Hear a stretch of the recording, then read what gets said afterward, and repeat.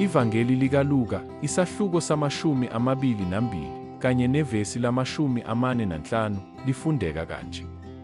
Esesukume ekukhulekeni weza kubafundi bakhe, wabafumana belele ngokudabuka. Siyakwamukela kumnikelo. Kunezikhathi ekuphileni lapho usizi lungavakashi nje. Luthatha indawo yokuhlala. Kubafundi ensimini yaseGetsemane, lesi kwakungesinye salezo zikhathi. Bekhungethwe usizi, izinhliziyo zabo zinzima futhi amehlo abo esindwa, balala. Hayi ngenxa yobuvila, kodwa ukukhathala ngenxa yosizi. UJesu wayesanda kuthulula inhliziyo yakhe ngomthandazo, izithukuthuku zakhe njengamathonsi egazi. Futhi lapho ebuya, efuna induduzo, ubumbano, ngisho nomzuzwana womlindelo wokuhlanganyela, wabathola belele. Akazange acele izimangaliso kubo. Wacela umkhuleko. Okokuqapha, ihora elilodwa nje. Kodwa ngisho nezinhloso ezinhle azinakuqhathaniswa nobuthakathaka bomuntu ngaphandle kwamandla kaNkulunkulu. UJesu wabaxwayisa wathi, "Nileleni, sukumani nikhuleke, ukuze ningangeni esilingweni." Lokhu kwakungewona ukusikisela okumnene. Kwakuwukuvikela ngokomoya. Umthandazo awukona nje ukuxhumana noNkulunkulu.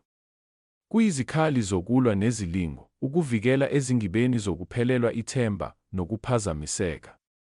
Njengabafundi, nathi singaba lusizi noma sidikibale, size sifune induduzo lapho silele noma siphunyuke.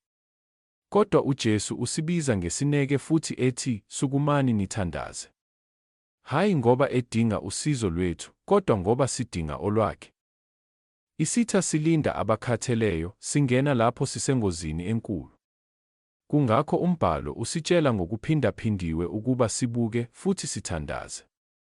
Siqaphe, sikhuthale, siguqe ngamadolo lapho sizizwa sifuna ukumboza amakhanda ethu.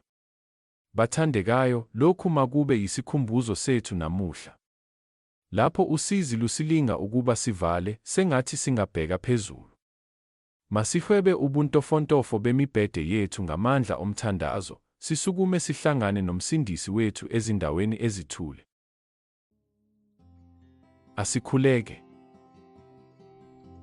Nkosi, sifundise ukukhuleka lapho sithanda ukulala. Sisize ukuba siqaphe, ngisho nasosizini, futhi sithole induduzo, hayi ngokuhlehla kodwa ebukhoneni bakho. Qinisa inyama yethu ebuthakathaka ngemimoya evumayo, futhi usisondeze ezikhathini zasengadini zokuphila kwethu. Egameni likaJesu, amen.